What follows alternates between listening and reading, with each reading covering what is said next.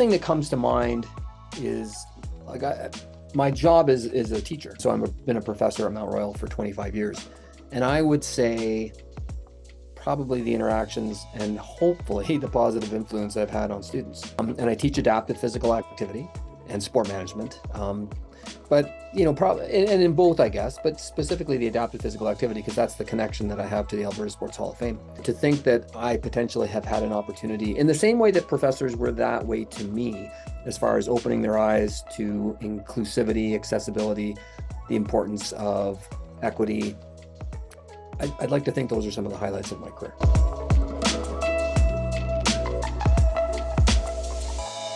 So growing up I played lots of sports, but not any particularly well.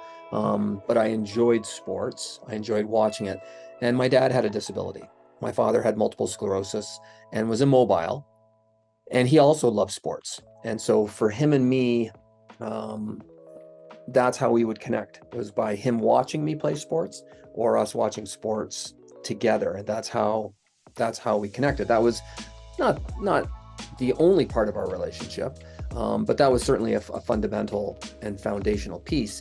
And so, again, he was pretty immobile, but he would come to our basketball games and he would take the statistic. I don't recall a lot of sporting events that he wasn't present at, and that took some time and some energy and some effort for him to do. So I played varsity football at university, and he and my mom would travel throughout. I grew up in Southern Ontario at McMaster and went to McMaster, and they would travel throughout Southern Ontario to come to my games. Again, that took some planning, that took some consideration, and so that kind of gave me a sense of understanding of disability.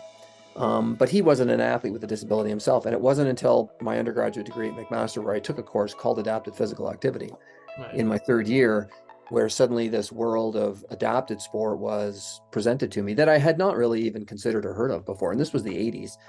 And so that just opened a door, and that led to other things, led to other things, led to other things. And it just, that started the path.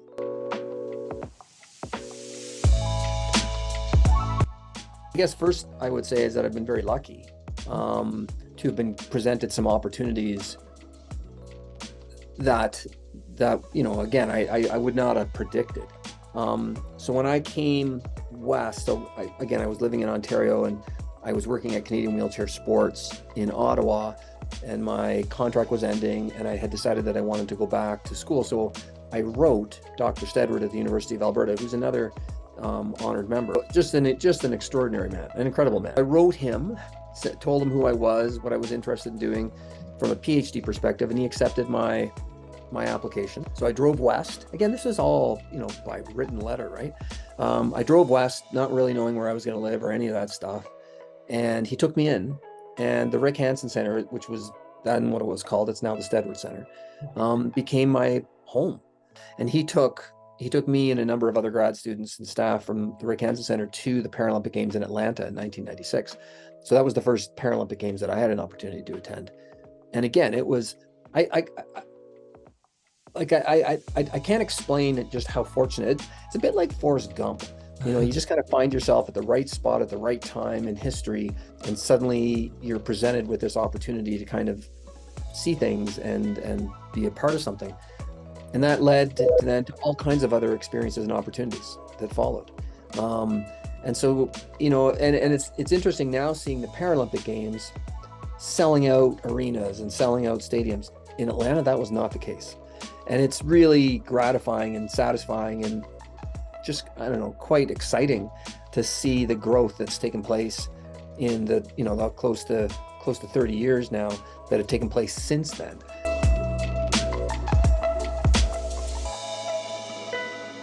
There were a couple early in my career that were just dominant in wheelchair track, Jeff Adams and Chantal Petitclerc. I actually had a chance to work out with Jeff Adams when I was at the Ontario Wheelchair Sport Association in Toronto, and he was just an absolute beast. It was really neat. And again, this was at a time when wheelchair sports didn't have a lot of notoriety. They didn't have, the same level of care and attention and interest that they do now, which is still not a ton, but it's way more than it was back in the 90s. Yeah. And so, people like Jeff kind of trained on their own, and they kind of set their own path. I mean, I've got this picture of Rick Hansen behind me here. I mean, he was an impressive individual, himself.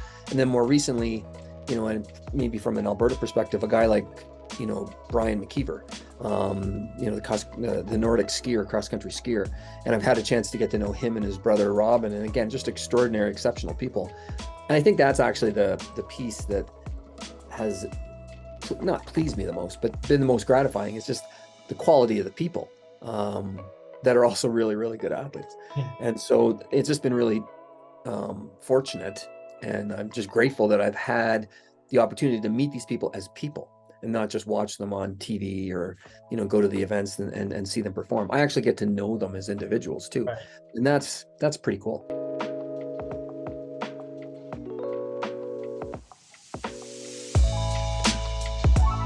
As I'm getting older, I'm recognizing that any of the achievements that I've had, limited as they are built on, the shoulders of giants, and that, there are people that have come before us who have laid a foundation and laid a groundwork that have allowed others to then take that next step, and it continues to progress and it continues to grow. And without a Hall of Fame, that could be lost. And so it's a repository of those who have done impressive and great things within the milieu of sport and recreation in our province. And I think that in and of itself is valuable and important. And then the second piece of it is that it allows then motivation and encouragement for those to come after. And so it presents that opportunity for individuals to see, the efforts that others have made, and that, at the end of the day, they're really like, I'm just a regular person. And in many respects, it's just, I don't know, curiosity, some cases luck, serendipity, maybe a little bit of hard work. But it's not rocket science. It's just a willingness to put in the time and the energy and the effort to make it different. And that was certainly with me with Dr. Stedward, and some of the other, Gary McPherson, who, are in the Hall of Fame already and are mentors to me, and are people that I really aspire to be like. And so, I think a Hall of Fame does that.